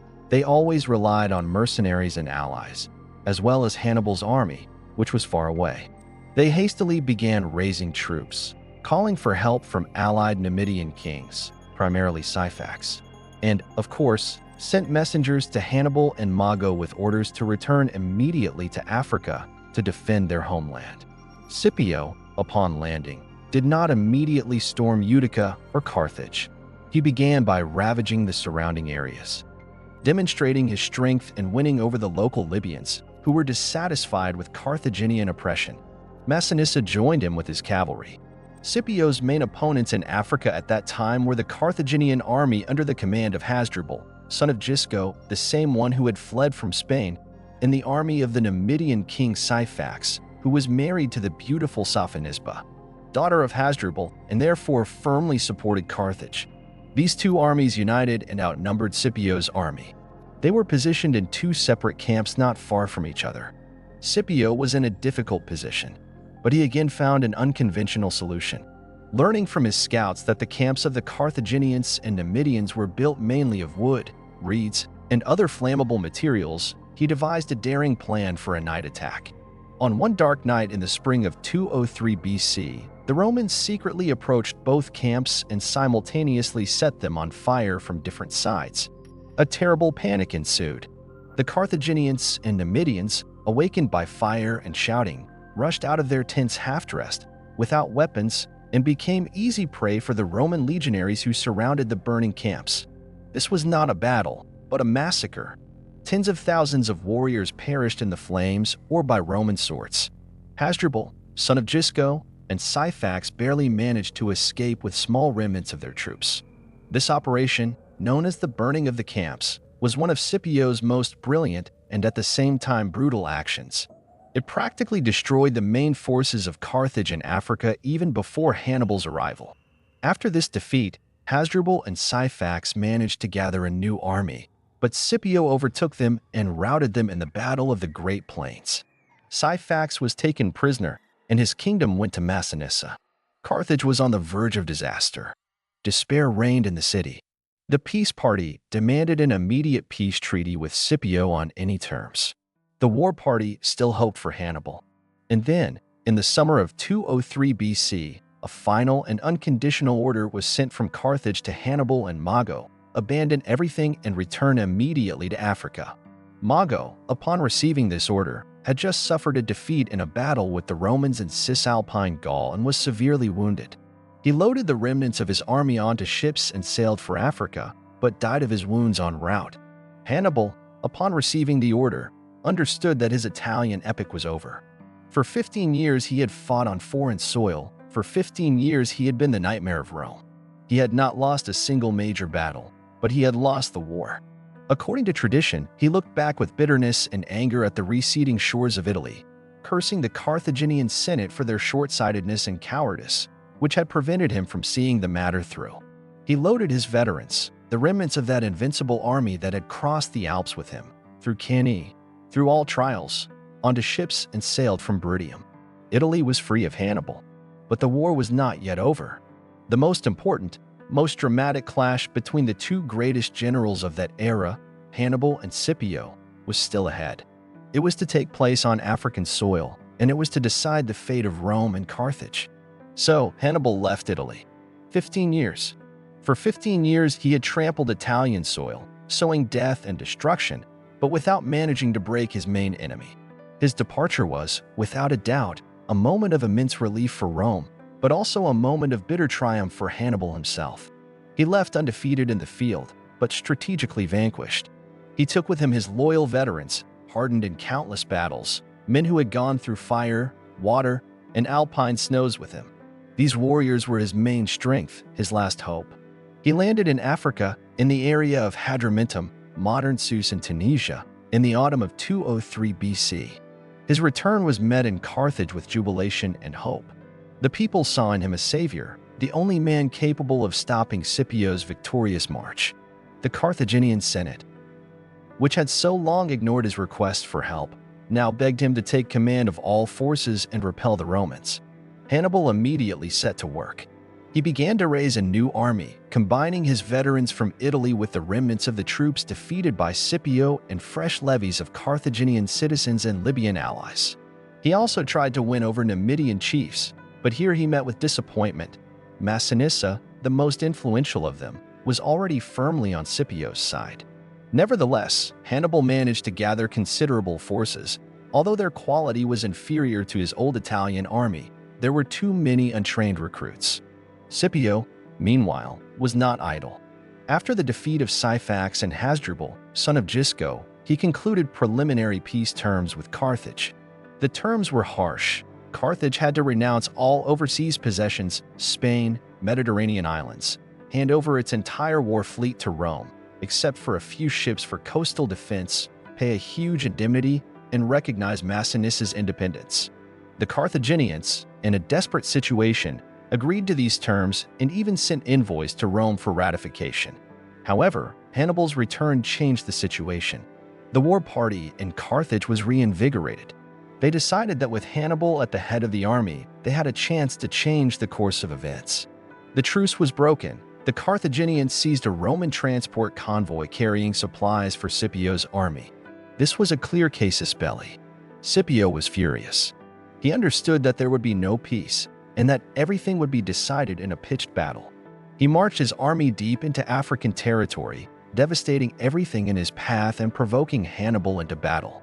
Hannibal, although he understood that his army was not yet ready for a decisive clash, was forced to accept the challenge. Public opinion in Carthage demanded immediate action. The two great generals, the two powerful armies slowly moved towards each other. Finally, they met near the town of Zama, located about 5 days' march southwest of Carthage. This was in the autumn of 202 BC. The exact date is, as always, debated, but October 19th is often cited. Before the battle, according to tradition, which may be a literary invention by Livy or other historians, a meeting took place between Hannibal and Scipio. The two greatest generals of their time, two sworn enemies, met face to face between their armies. Hannibal, already elderly, he was about 45, but the years of war had aged him, allegedly tried to convince Scipio, who was about 35, to conclude peace. Pointing to the vicissitudes of fortune and the fact that even the greatest victors can suffer defeat, he proposed that Rome keep Sicily, Sardinia, and Spain, and Carthage remain within Africa. But Scipio was inflexible. He reminded Hannibal of Carthaginian perfidy in breaking the truce and declared that Carthage must now either surrender unconditionally or fight. The negotiations led to nothing. Battle was inevitable. The next morning, the armies lined up for battle. Scipio had about 25 to 30,000 infantry, Roman legionaries and Italian allies, and about 6 to 8,000 cavalry, Italian, and, most importantly, Massinissa's Numidian cavalry. Hannibal had a numerical superiority in infantry, about 35 to 40,000 men, but his cavalry was significantly weaker and less numerous than Scipio's, about 3 to 4,000, mostly Numidians loyal to Carthage, and a few Carthaginian horsemen. Hannibal's main force was intended to be his 80 war elephants, which he placed in front of his formation. Hannibal arranged his infantry in 3 lines, but not in the usual Roman fashion. In the first line, he placed his mercenaries, Ligurians, Gauls, Balearic slingers, Moors. These were not the most reliable troops, but they were intended to bear the initial impact and wear down the Romans. In the second line stood the African recruits, citizens of Carthage and Libyans. This was the bulk of his infantry, but their fighting quality was low. And only in the third line, as a last reserve, Hannibal placed his veterans from Italy, those hardened fighters who had gone through the entire war with him. He hoped that when the first 2 lines had worn down the Romans, his veterans would deliver the decisive blow. Scipio also employed an innovation in the formation of his legions. Usually, Roman maniples were arranged in a checkerboard pattern, quincunx. But Scipio, aware of Hannibal's elephants, arranged his maniples not in a checkerboard, but one behind the other, forming open corridors through the entire line of legions. These corridors were masked by light infantry, velites. Scipio's plan was that when the elephants attacked, the velites would part and allow the animals to pass through these corridors to the rear of the army, where they could be neutralized. He placed the Roman cavalry on the right flank under the command of Laelius, and Massinissa's Numidian cavalry on the left. The battle began with the charge of the Carthaginian elephants. As Scipio had anticipated, the Roman velites met the animals with shouts, trumpet calls, and javelins. Some of the elephants, frightened by the noise and wounds, turned back and crashed into the ranks of their own Carthaginian cavalry on the left flank, causing confusion there. Another portion rushed forward, but was directed into the corridors prepared by Scipio and passed through the Roman formation without causing it much harm. In the rear, they were killed or driven off. The elephant attack failed. Then the cavalry entered the fray. On the Roman left flank, Masiniss's Numidians swiftly attacked and routed the Carthaginian Numidian cavalry. On the right flank, Laelius's Roman cavalry also put the Carthaginian horsemen to flight. Both Carthaginian cavalry wings were broken, and the Roman and Numidian cavalry plunged into pursuit, moving far from the battlefield. This was dangerous. Scipio's infantry was left without flank protection, but it also deprived Hannibal of his already weak cavalry. Now it was the infantry's turn. Hannibal's first line, the mercenaries, fiercely attacked the Roman legionaries. The fight was savage. The mercenaries fought bravely, but the Romans, superior in discipline and training, began to push them back. At some point, the mercenaries, receiving no support from the second line, Hannibal had apparently ordered the Africans not to let the retreating troops through, so as not to disrupt the formation, faltered and tried to retreat through the ranks of the Africans. The Africans, however, did not let them pass, and a melee began between the first and second lines of the Carthaginians, further disorganizing them. The Romans continued to advance, and Hannibal's second line, the African recruits, also engaged. They fought more stubbornly than the mercenaries, defending their homeland, but they too could not stop the onslaught of Scipio's legions. Gradually, the second Carthaginian line also began to retreat, suffering heavy losses. And then came the climax of the battle. Facing the Romans, already tired from fighting the two enemy lines, stood Hannibal's third, last line, his invincible veterans. These were the best soldiers in the world, hardened by 15 years of continuous warfare. Hannibal threw them into the attack. The fighting reached incredible intensity. Hannibal's veterans fought with desperate fury, and the Roman legions seemed to begin to falter. Scipio personally dashed among the ranks, encouraging his soldiers, closing gaps. The outcome of the battle hung in the balance. And then, at the most critical moment, the Roman and Numidian cavalry returned to the battlefield. Laelius and Masinissa, having routed and pursued the Carthaginian horsemen, gathered their forces and struck Hannibal's veterans in the rear. This was the very maneuver that had brought Hannibal victory at Cannae, but now it was used against him. Surrounded from the front and rear, even Hannibal's unyielding veterans could not stand. A slaughter began. The Carthaginian army was completely routed. Hannibal's losses were enormous, about 20,000 killed and as many prisoners. The Romans lost only about 1.5 to 2,000 men. Hannibal himself, with a small group of horsemen, managed to break out of the encirclement and flee to Hadrumetum and from there to Carthage. The Battle of Zama on October 19, 202 BC, ended the Second Punic War. Scipio's genius surpassed Hannibal's, or rather, Scipio had better tools, above all, Masiniss's superior cavalry and generally higher quality infantry, and used them with no less skill. After Zama, Carthage had no choice but to ask for peace on any terms. And Scipio dictated those terms. They were even harsher than the previous ones. Carthage lost all its possessions outside Africa, handed over its entire war fleet to Rome, except for 10 guard ships, paid a huge indemnity of 10,000 talents of silver payable over 50 years, returned all prisoners and deserters, and, most importantly, Carthage had no right to wage war either in Africa or abroad without Rome's permission. Furthermore, Masinissa received significant territories at the expense of Carthage and became a loyal ally of Rome, constantly threatening his weakened neighbor. This was the end of the Carthaginian maritime and trade empire. Carthage was transformed into a secondary power, completely dependent on Rome. Hannibal, upon returning to Carthage, himself persuaded his fellow citizens to accept these terms, understanding that there was no other way. Peace was concluded in 201 BC. Scipio returned to Rome and celebrated a magnificent triumph, receiving the honorary nickname Africanus. The Second Punic War, which had lasted 17 years, ended in complete victory for Rome. It was one of the bloodiest and most decisive wars in the history of the ancient world. It determined the fate of the Mediterranean for many centuries to come. Rome became the undisputed hegemon. And Hannibal, his story was not yet over. But that is another chapter. The Battle of Zama was the culmination not only of the Second Punic War but of the entire confrontation between two great civilizations. It was that moment when history seemed to pause for an instant, only to then rush forward along a new course, determined by Roman iron. Imagine that field, strewn with the bodies of 20,000 Carthaginians and their allies, soaked in blood and despair.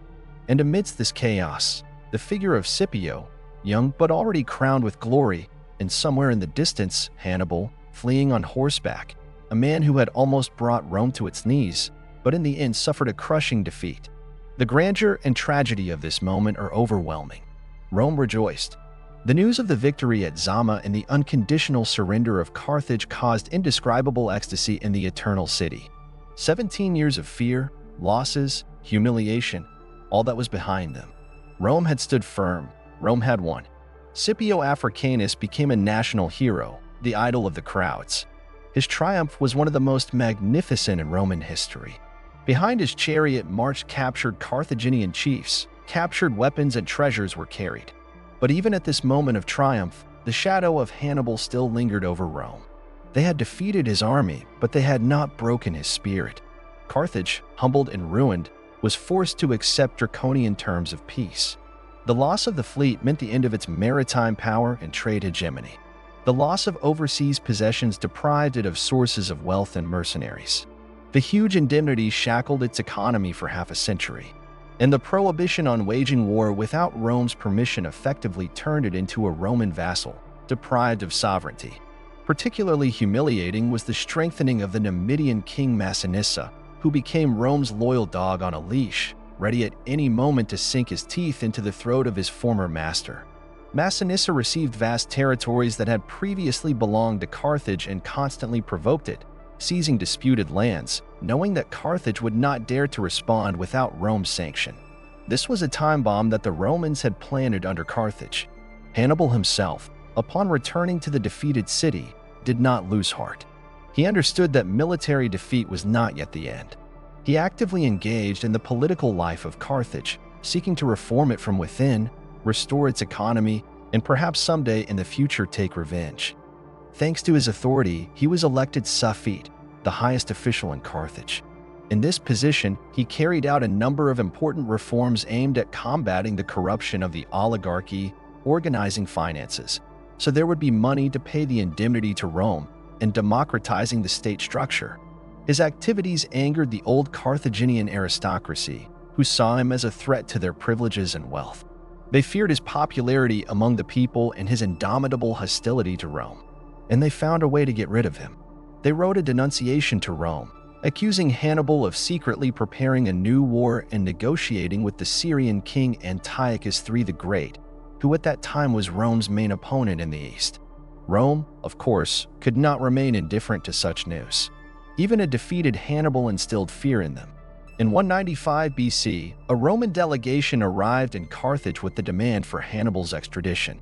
Hannibal, realizing that his life was in danger and that his political career in Carthage was over, did not wait for arrest. Secretly, at night, he fled Carthage by ship and sailed to the east, to the court of Antiochus III. Thus began a new, exiled phase of his life. Antiochus III, king of the vast Seleucid Empire, one of the remnants of Alexander the Great's empire, was just preparing for war with Rome for dominance in Greece and Asia Minor. The arrival of Hannibal, the greatest general of his time and Rome's sworn enemy, was a real gift to him. Antiochus received Hannibal with honor and made him his military advisor. Hannibal proposed bold and decisive plans to Antiochus to land an army in Italy, incite an anti-Roman uprising there, and use his experience and knowledge to defeat the Roman legions. He even offered to lead the expeditionary force. But Antiochus, self-important and surrounded by flattering courtiers, did not fully trust Hannibal. He feared his fame and influence. He used Hannibal only as a consultant and entrusted command of the troops to his less talented but more obedient generals. As a result, the Syrian War, 192 to 188 BC, ended in complete defeat for Antiochus. The Romans, under the command of Lucius Cornelius Scipio, brother of Scipio Africanus, who was assisted as legate by Africanus himself, routed Antiochus' army in the decisive Battle of Magnesia in 190 BC. In this war, Hannibal was only entrusted with command of a small fleet, which was defeated by the Roman fleet, reinforced by ships from Rhodes and Pergamum, allies of Rome. After Antiochus' defeat, one of the conditions of the peace treaty imposed by Rome was the extradition of Hannibal. But Hannibal managed to escape again. He wandered through various countries in the east, seeking refuge. For some time, he stayed in Armenia with King Artaxias I, where, according to tradition, he helped him found a new capital, Artashat, on the Arax River. Then he found refuge with Prusias I, king of Bithynia, a state in Asia Minor. Prusias was also at war with Rome's ally, King Eumenes II of Pergamum, and Hannibal, even in his old age, continued to assist Rome's enemies with his military genius.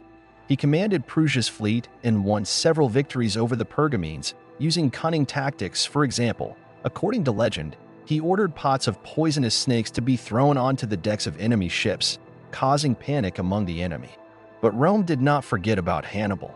The Romans tirelessly pursued their sworn enemy, demanding his extradition from all rulers who offered him refuge. In 183 BC, according to other sources, 182 or 181 BC, the Roman envoy Titus Quinctius Flamininus arrived at Prusia's court with an ultimatum demanding Hannibal's surrender. Prusias, fearing Rome's wrath, did not dare to refuse. He ordered the house where Hannibal lived to be surrounded. Hannibal, who was already about 64 to 65 years old, realized that this time he would not escape. He always carried poison with him, hidden in a ring, so as not to fall into the hands of his enemies alive. Seeing that the house was surrounded and unwilling to suffer the humiliation of captivity and possibly a shameful execution in Rome, he took the poison. Before his death, according to tradition, he said, "Let us relieve the Romans of their long-standing fear, since they are impatient to wait for the death of an old man." Thus ended the life of one of the greatest generals in human history, a man who dedicated his entire life to fighting Rome, who inflicted the most terrible defeats upon it, who made the eternal city tremble. He died unsubdued, far from his homeland, but remained in the memory of generations as a symbol of indomitable will, military genius, and tragic fate. By an irony of fate, in the same year 183 BC, his great antagonist, Scipio Africanus, also died. He too ended his days not in glory, but in a kind of exile. After the Syrian War, he and his brother Lucius were accused of embezzling state funds. Perhaps these were the intrigues of his political opponents, such as Marcus Porcius Cato the Elder, who hated Scipio for his Hellenophilia and aristocratic manners. Insulted, Scipio retired to his estate at Laternum in Campania and forbade burial in ungrateful Rome. On his tomb, there was allegedly an inscription, "Ungrateful fatherland, you shall not have even my bones." Thus, the two greatest heroes of the Second Punic War, two geniuses whose names are forever inscribed in history, passed away almost simultaneously, both with a sense of bitterness and grievance towards their countrymen. But their legacy remained. Hannibal left behind a legend of an invincible commander whose tactical methods were studied and will continue to be studied in all military academies of the world. Scipio Africanus left behind Rome, which became a world power, the hegemon of the Mediterranean. The Punic Wars changed the world. They destroyed Carthage as a great power and opened the way for Rome's global dominance. They demonstrated the incredible resilience of the Roman people and the effectiveness of their state machine.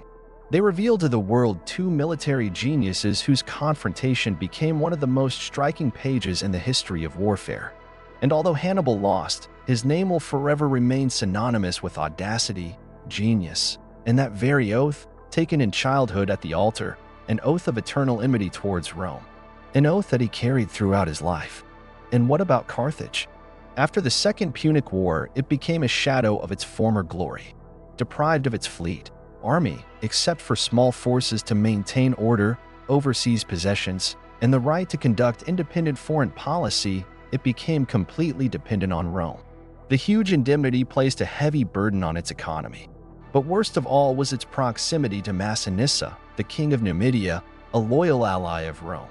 Massinissa, taking advantage of his privileged position and impunity, constantly carved off pieces of Carthaginian territory, provoking border conflicts. The Carthaginians complained to Rome, but the Roman Senate, as a rule, decided disputes in favor of Massinissa or delayed proceedings, allowing the Numidian king to consolidate his hold on seized lands. This was a deliberate policy of Rome, aimed at further weakening and humiliating its former enemy. Within Carthage itself, the struggle continued between various political factions. There was a pro-Roman party that believed they should accept defeat and loyally cooperate with Rome. There was a patriotic or democratic party that still dreamed of restoring former power and resisting Roman dictates. This party enjoyed the support of the common people, who suffered from Roman oppression and Massinissa's arbitrary actions. Despite all the difficulties, Carthage, thanks to its favorable geographical location and the enterprise of its inhabitants, managed to recover its trade and economic prosperity quite quickly. It remained one of the largest trade centers in the Mediterranean. And this economic revival of Carthage began to cause concern and envy in Rome, especially among Roman merchants and landowners, who saw Carthage as a dangerous competitor. One of the most fervent proponents of the final destruction of Carthage was the influential senator Marcus Porcius Cato the Elder, the censor. This stern and conservative politician, known for his adherence to old Roman virtues and dislike of everything foreign, especially Greek and Carthaginian, saw the resurgent Carthage as a perpetual threat to Rome. After one trip to Carthage as part of a senatorial commission, around 153 BC, Cato was struck by its wealth and prosperity. He returned to Rome with the firm conviction that Carthage must be destroyed. From then on, he ended every speech in the Senate, regardless of the topic being discussed, with the famous phrase, Ceterum censeo Carthaginem esse delendum. Furthermore, I consider that Carthage must be destroyed. This phrase became a kind of mantra, constantly reminding the Romans of the need to finally resolve the Carthaginian question. The pretext for a new war was not long in coming. Another border conflict with Massinissa, who again seized disputed territories, forced the Carthaginians, driven to despair, to take up arms in self-defense without first asking for Rome's permission. This was exactly what the hawks in the Roman Senate had been waiting for. Rome immediately accused Carthage of violating the peace treaty of 201 BC, which prohibited Carthage from waging war without Rome's permission, and declared war on it in 149 BC. The Third Punic War had begun. This was no longer a war between two equal rivals, but rather a punitive expedition by Rome against a defenseless city. The Carthaginians, realizing the hopelessness of their situation, tried to avoid war at any cost. They sent envoys to Rome, expressing their readiness to fulfill any demands. The Romans demanded the surrender of 300 noble hostages and all weapons in the city. The Carthaginians, with heavy hearts, complied with these humiliating demands, hoping that this would satisfy Rome. They handed over a huge quantity of armor, swords, catapults, and other weaponry to the Romans. The city was left defenseless. And then the Roman consuls, who had landed with an army in Africa, announced Rome's final, most terrible demand to the Carthaginians. The city of Carthage must be destroyed, and its inhabitants must resettle inland, no closer than 10 miles, about 15 kilometers from the sea. This meant death for Carthage as a maritime and commercial power. It meant the end of its history, its culture, its identity. Hearing this demand, the Carthaginians were filled with rage and despair. They understood that Rome simply wanted to destroy them, and that no concessions would save them. An uprising began in the city. The envoys who brought the news were torn apart by the mob. The Carthaginians decided to die rather than surrender. They locked the city gates and prepared for a desperate defense. The famous siege of Carthage began, which lasted 3 years, 149 to 146 BC. It was one of the most heroic and tragic sieges in history. The entire city was turned into a fortress and an arms workshop. Men and women, old people and children, everyone participated in the defense. Metal was taken from temples and public buildings to make new weapons. Women cut off their long hair to make ropes for catapults. Slaves were promised freedom for participating in the defense of the city. The Carthaginians fought with the fury of the doomed, inflicting significant losses on the Romans. The Roman consuls commanding the siege proved not very talented and could not achieve quick success. The siege dragged on. Discontent grew in Rome. And then, in 147 BC, command of the Roman army in Africa was entrusted to Publius Cornelius Scipio Aemilianus, the adopted grandson of Scipio Africanus. He was the son of Lucius Aemilius Paulus, victor over Macedon at Pydna, and was adopted by the son of Scipio Africanus. Scipio Aemilianus was a young but already experienced and talented general who inherited the best qualities of his famous grandfather. Upon arriving at Carthage, Scipio Aemilianus brought order to the undisciplined Roman army, tightened discipline, and proceeded with a systematic siege. He blocked all land approaches to the city by building powerful siege works. He also blocked the Carthaginian harbor by building a huge mole. The Carthaginians, seeing this, dug a new channel to the sea and built a small fleet from whatever was at hand, but were defeated in a naval battle. Starvation and disease began to ravage the city's defenders, but they did not surrender. In the spring of 146 BC, Scipio Aemilianus began the decisive assault on Carthage. The Romans broke into the city, but fighting continued in the streets for 6 more days and nights. Every house had to be taken by storm. The Carthaginians fought to the last.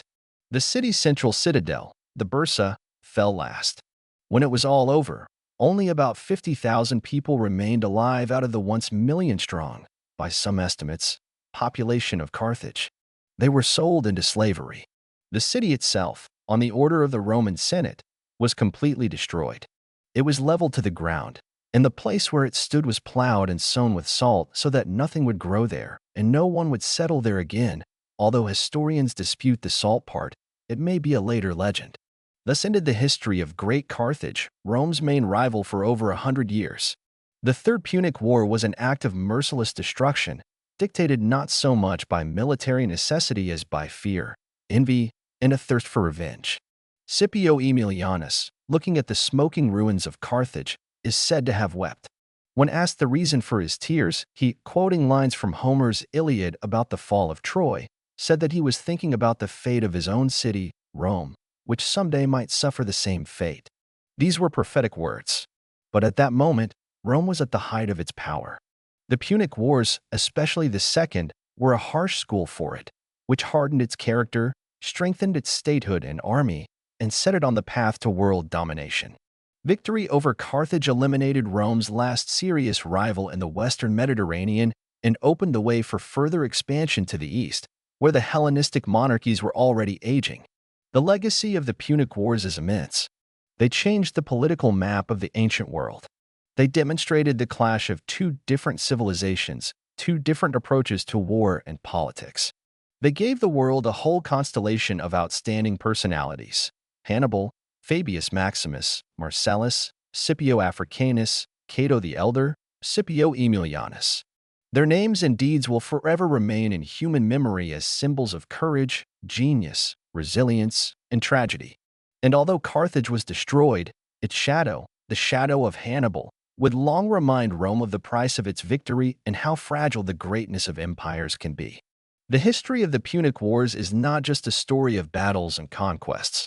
It is a story of human passions, of heroism and betrayal, of rises and falls, of how individuals can influence the course of history and how history, in turn, shapes these individuals.